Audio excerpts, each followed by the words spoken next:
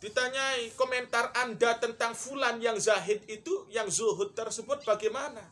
Orang alim diem aja, nggak bisa jawab. Aduh, Masya Allah.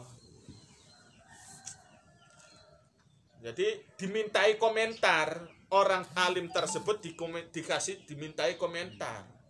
No. Tuan fulan itu kan terkenal zuhudnya tuh. Tuan fulan terkenal zuhudnya. Tidak mau menerima amplop, tidak mau menerima, ya kalau dikasih makan tidak mau banyak-banyak, sedikit sekali, kalau makan sedikit sekali. Komentar Anda Tuan alim tentang fulan yang ahli zuhud tersebut bagaimana? Orang alim tersebut diam aja. Diam aja. Kalau diomongkan jadi fitnah. Kalau diiyakan ya berarti saya bohong. Akhirnya diam aja, serba salah. Serba salah. Serba salah. Mau mengatakan fulan itu sebenarnya bukan zuhud, serba salah. Mau mengatakan fulan tersebut tidaklah zuhud, serba salah. Nanti timbul fitnah, jamaahnya tidak cocok ke sayanya. No, saya dikiranya iri dengki, saya dikiranya apa, kan susah kan ngomong kan begitu kan. Fulan sudah terkenal, sudah terlanjur terkenal zuhud. Dimintai pertanyaan, dimintai komentar orang alim tersebut tentang fulan. Orang alimnya tahu si fulan itu tidak zuhud. Mau jawab tidak zuhud, takut menyakiti orang lain. Takut nanti dia dikiranya iri dengki. Terjadi fitnah akhirnya. Tapi kalau tidak dikatakan ya gimana? Serba salah. Posisi orang alim ini serba salah. Mau bicara apa ini? Serba salah. Akhirnya didesak lagi orang alim tersebut. Anda punya masalah, adakah persoalan? Apa ada masalah yang ada pada zahid tersebut? Anda kira-kira Tuan alim mengetahui sesuatu yang bermasalahkah dari orang zahid tersebut? Qala jawab sapa ikilah wong alim mau jawabe yakulu, ya aduh iya ya, orang yang digembar-gemborkan ahli zuhud itu gini ya. Saya sih tidak berani mengatakan dia zuhud. Gini persoalannya, yakulu doyan mangan seperti zahid tadi. Doyan makan fil khalwati ing dalam tingkah persepen. Nah, kalau dia sendirian sih rakus tuh. Rakus. Segala-gala ditilep, segala-gala ditilep. Tanah-tanah yang sebenarnya masih diperselisihkan pun ditilep, jadi wakaf, jadi apa? Wah, sudah banyak persoalan sebenarnya di balik itu tuh. Rakusnya naudzubillah. Rakusnya naudzubillah. Kalau enggak di belakang jamaah sih rakusnya naudzubillah. Tanah paku semen, motor bodol, rongsokan televisi diambil semua, diraut semuanya. Rakusnya tuh naudzubillah. Di belakang jamaahnya dia memakan fil khalwati ma ing makanan layak kulu kang ora gelemangan sapa si zahid mau ora gelemangan ma'al jamaati ing dalam sertane jamaahnya. Kalau di depan jamaahnya dia tidak mau. Segala-galanya ditolak. Kalaupun dikasih makan, makannya sedikit sekali. Nah ini, tapi mau berkoar-koar, orang alim tersebut bingung kan? Bingung. Nanti daripada terjadi fitnah, ya udah diem aja. Ini terpaksa dia ngomong karena didesak terus. Wahadhihi utawi iki afatun iku bahaya, efek samping azimatun kang gedean. Jaim ini penyakit besar. Bal hakul abdi, bahkan utawi kewajibane seorang hamba. Hakul abdi ay wajibul abdi. Jadi hak itu kewajiban. Haknya seorang manusia idza betulia ing dalem nalikane diuji sapa abad, diuji bisyahawati kelawan pira-pira syahwat. Wa hubbiha lan demen syahwat. Ayudhira iku yen to ngatonaken sapa abad ha ing syahwat. Iya. No, kayak Imam Syafi'i itu kan. Imam Syafi'i orangnya zuhud sekali. Tapi ketika dikasih jamuan makan oleh muridnya Imam Ahmad bin Hambal, dimakan semuanya. Jadi sebenarnya beliau benar orang zuhud, tidak suka makan, tapi demi menghormati orang lain sampai-sampai beliau makan. Itu. Jadi termasuk adab juga ketika orang itu berpuasa sunnah, bertamu, dikasih suguhan makan, makanlah sudah. Jangan ditolak. Puasanya puasa sunnah ini kok. Kita kemudian dikasih suguhan makan oleh tuan rumah, makanlah sudah. Puasa lanjutkan lagi. Jadi puasa kita, lapar kita tidak dipertontonkan untuk orang lain. Lapar dan puasa kita bukan untuk dipertontonkan kepada orang lain. Sudah. Bukan untuk menjadi konsumsi publik. Ini orang-orang terdahulu, adabnya begitu. Adabnya begitu. Allah yarham Abah Muh Jaga Satru. Beliau kalau dikasih suguhan makan, pirang-pirang mangannya. Nah, jadi tuan rumah kan bunga, senang. Loh, dikasih makan tuh. Tapi yang dimakan kebanyakan nasinya, lauknya sedikit. Itu Abah Muh. Abah Muh Jaga Satru. Kalau beliau kesini, dikasih suguhan makan, yang diambil lauknya sedikit, nasinya banyak. Ini menunjukkan ya tuan rumah kan senang. Tuan rumah senang. Bukan lauknya yang banyak, nasinya sedikit, bukan gitu. Tapi nasinya yang banyak, lauknya sedikit. Diperlihatkan sudah apa adanya. Saya lagi suka ini, ya dimakan sudah. Ayudhira iku yento ngatonaken sapa abad haing syahwat. Fa inna hadza karena setuhune ikilah izhar. Karena setuhune ikilah izhar sidqul hali iku kejujuran sikap. Jadi orang jujur itu bukan cuma ucapan, tapi sikap juga. Orang jujur atau bohong,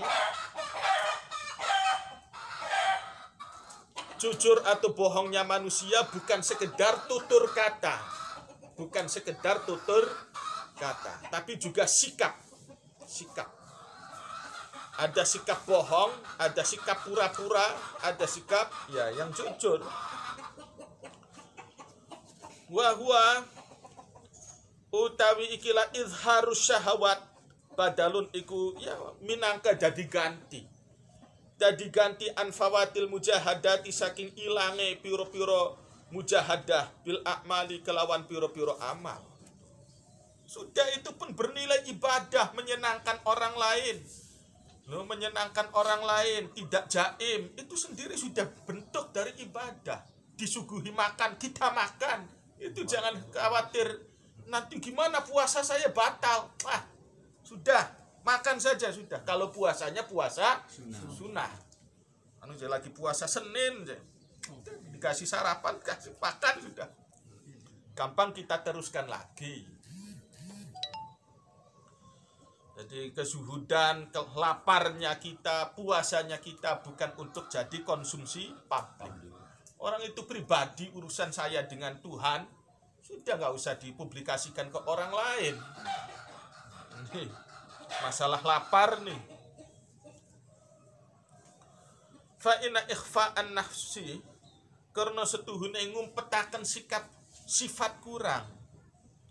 Wa idhara diddihi, lan ngatonaken lawane naksi, memperlihatkan kelebihan-kelebihannya, sikap-sikap kekurangan dirinya itu disembunyikan terus-menerus.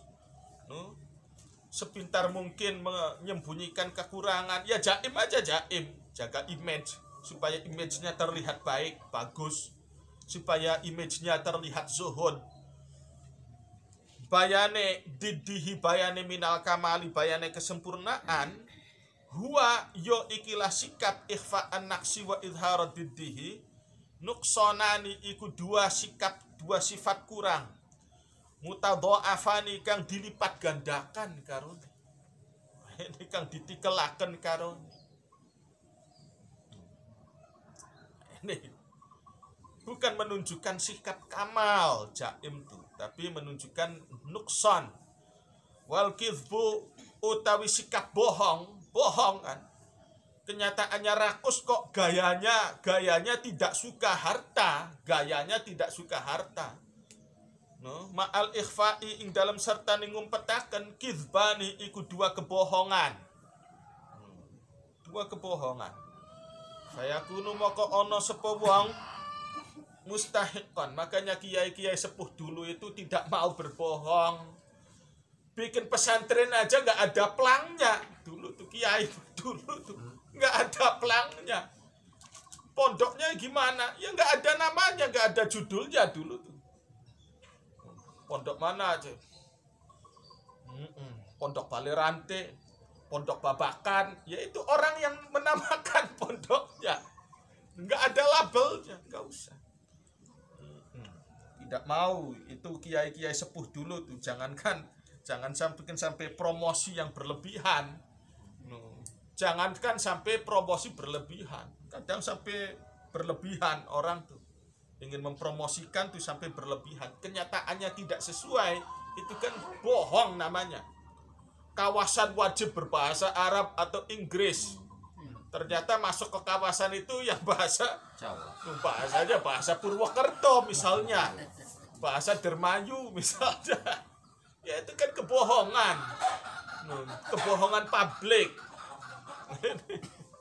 Kawasan wajib berbahasa Arab atau Inggris, ternyata setelah dimasuki lagian si wong Tegal kan misalkan bahasanya kok bahasa sini. Wah ya itu kebohongan berarti. Jangankan sampai berbohong begitu, sampai mengatakan pot pesantrennya ini itu enggak lah. Pesantren Darun Nahwi, gudangnya nahwu, rumahnya nahwu. Aduh, nggak mau. Takut tanggung jawabnya tidak sesuai. Tidak sesuai dengan namanya. Takut tanggung jawabnya tidak sesuai dengan namanya. Udah namanya itu sudah terlanjur keren, isinya tidak ada keren sama sekali. Tidak ada yang berbobot sama sekali. Ya ini kan apa? Bukan kebohongan. Fayakunu moko ono sepo wong iku mustahiqon iku wong kang ngahaki limaktaini maring bendu loro.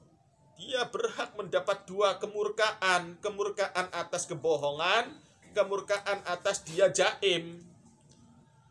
Wala yurda lan ora diridoni minhu saking wong jaim mau illa bitaubataini opo angin dua taubat loro sadiqataini kang jujur kang serius karone. Walidzalika karena arah iki keterangan bahwa yang namanya bohong itu bukan sekedar tutur kata. Bohong itu ada yang kebohongan sikap. Ada juga kebohongan sikap syaddada atau syuddida, diperberat amrul munafikina opo urusane orang-orang munafik. Faqala nulidau sapa Allah Ta'ala innal munafiqina fid darkil asfali minan nar. Innal munafiqina setuhune wong-wong munafik fid darki iku ing dalam undakan al asfali kang paling ngisor. No, orang munafik berada di tempat yang paling rendah, paling bawah minan nari saking neraka. Kenapa? Li annal kafira karena setuhune wong kafir iku kafara wa adhar. Li annal kafir kafar wa adhar.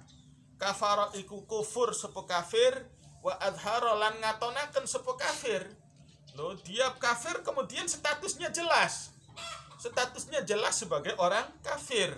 Identitasnya jelas sebagai orang kafir. Tapi wahadha utawi iki munafik kafara wa satar. Bukan kafara wa azhar, tapi kafar wa satar. Kafara iku kufur sepo munafik, wa satarolan menutupi sepo munafik. No, ini. Makanya awal surat Baqarah bicara tentang orang kafir sedikit ayatnya. Tapi bicara orang munafik tidak habis-habis. Ya awal surat Baqarah kan. Setelah alif lam mim dzalikal kitabul la raiba fih, itu kan bicara 3 kelompok manusia. Kelompok orang beriman sekian ayat, orang kafir sedikit 1 atau 2 ayat. Bicara orang munafik tidak henti-hentinya. Urusannya parah ini. Urusannya berat. Fakana moko ono sapa ikilah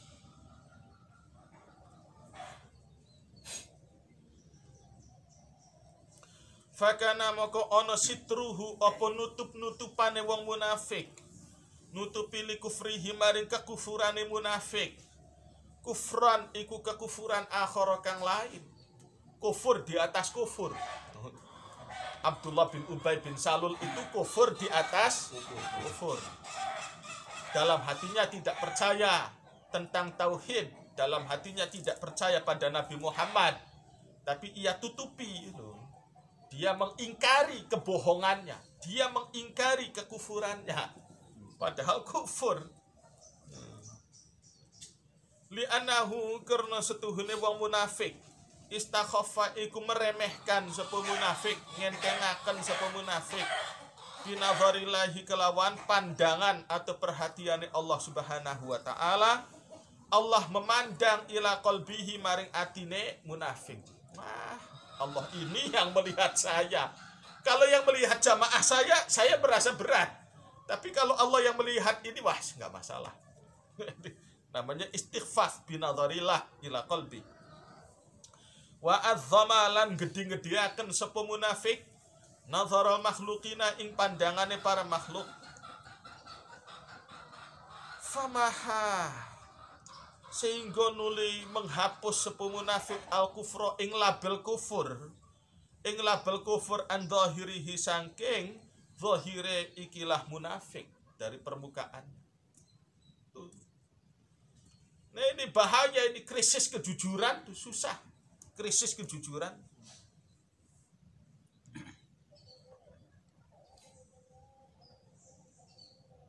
Maka dalam surat Baqarah ada ayat bicara gini. Afatatma'una an yu'minu lakum wa qad kana fariqum minhum yasma'una kalamallah thumma yuharrifunahu min ba'di ma aqaluhu wa hum ya'lamun. Pertengahan surat juz 1 ya, pertengahan juz 1.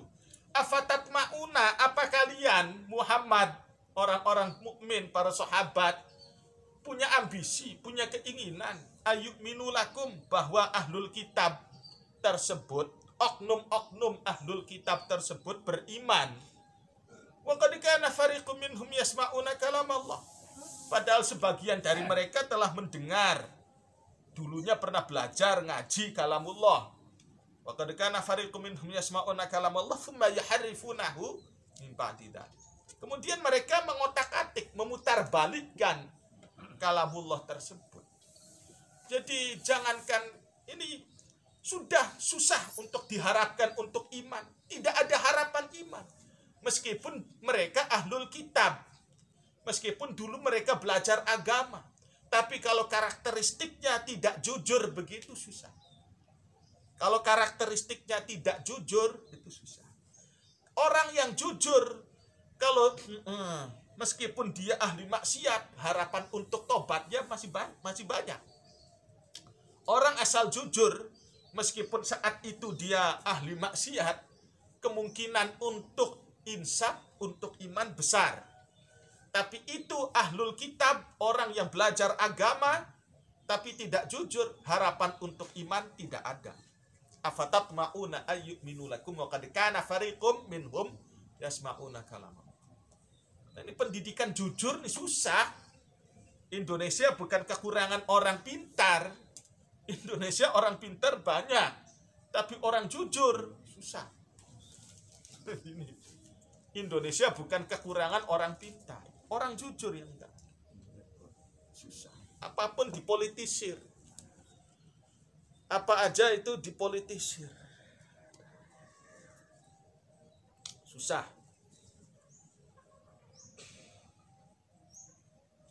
Wal arifuna utawi wong-wong makrifat billah, garis bawah ini, garis bawah. Orang-orang yang kenal Allah yubtalauna iku diuji sepo al arifun bisyahawati kelawan piro-piro syahwat. Sekalipun orang makrifat billah, kalau soal syahwat masih ada, masih punya. Bukan tidak punya syahwat. Syahwat itu masih punya. Al-arif itu masih punya syahwat. Bukan tidak punya syahwat. Memang syahwat itu diperlukan kok. Kalau nggak ada syahwat, bagaimana manusia bisa berkembang biak? Ya kan? Bisanya orang berkembang biak rame segini itu kan karena ada syahwat kan? Ada syahwat perut dan syahwat yang di bawahnya perut. Nah, ini dua syahwat ini yang meramaikan dunia, menjadikan dunia menjadi dinamis. Dua syahwat ini. Syahwatnya perut dan syahwatnya sesuatu yang di bawahnya perut. Ada syahwat tuh, orang-orang arif tuh. Bal bil ma'asi, bahkan kelawan pirang-pirang maksiat. Ada juga orang-orang arif itu ada kesenangan. Bukan orang yang lepas, bebas dari maksiat. Ada maksiat-maksiat, ada. Biografi-biografi aulia yang dulunya pemabuk itu juga ada. Yang tukang maksiat itu juga ada. Itu al-arifin. Tapi tidak ada al-arifin aulia yang backgroundnya tukang bohong. Tidak ada. Yang latar belakangnya pembohong tidak ada. Kalau dulunya latar belakangnya tukang maksiat banyak. Para aulia, wali-wali Allah yang dulunya tukang maksiat, kemudian insaf, tobat, banyak. Tapi kalau wali yang dulunya tukang nipu, tidak ada. Tidak ada. Karakternya pembohong, tidak ada. Ini yubtalauna bisyahawat bal bil ma'asi. Tapi wala yubtalauna lan ora diuji sapa ikilah al arifun, ora diuji birriya kelawan jaim. Riya itu jaim, itu aja sudah. Maknanya riya itu jaim. Wal ghisyi lan menipu. Wal ikhfa'i lan ngumpet-ngumpetaken. Tidak ada itu. Bal kamalul arifi, bahkan utawi sempurnae seorang yang makrifat. Ayat suruka iku yen to ninggalaken sapa arif.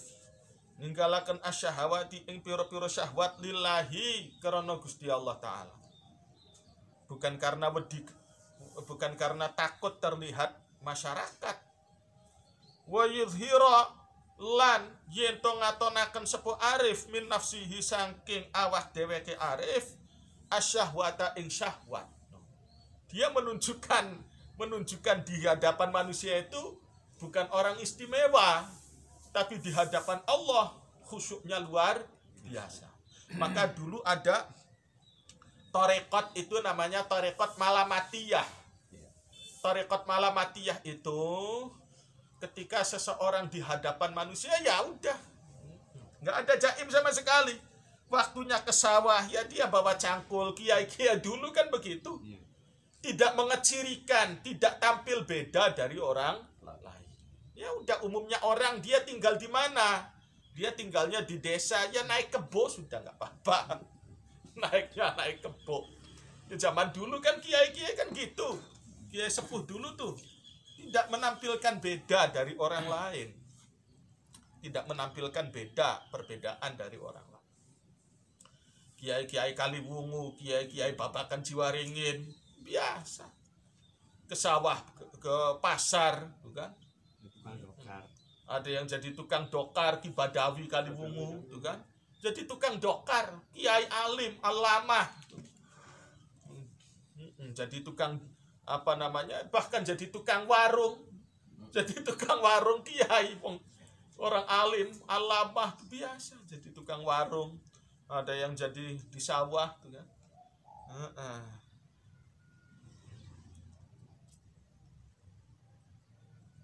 Kiamin babakan itu kan sehari-hari ya di sawah terus. Selesai ngaji pagi ya udah berangkat ke sawah, duhur pulang sudah ngaji lagi. Itu aja terus kebiasaannya memang ya begitulah, tidak apa namanya tuh, tampil beda, biasa. Bermasyarakat ya memang karena bagian dari masyarakat. Beliau tidak ambil jarak dari orang lain. Nih, malamatiyah di hadapan orang sepertinya dia ya tidak ada nilai plusnya sama sekali. Iskoton karena menjatuhkan diri limang zilatihi maring kedudukannya ikilah al-arif yang sempurna. Al-arif yang sempurna menjatuhkan dirinya, tidak ada kedudukan, tidak ada keistimewaan di hadapan masyarakat. Hidup dengan tukang rongsok, hidup dengan tukang rongsokan, itu kan namanya iskoton kan. Tidak bawa tasbih tuh di jalan-jalan, tidak bawa tasbih, tidak pakai, ya gitulah. Bawanya cangkul, kiai-kiai dulu bawanya cangkul. Dagang di pasar, kiai-kiai dulu, kiai sesepuh kita dulu. Iskotan min qulubil khalqi, saking piro-piro atine masyarakat. Biasa.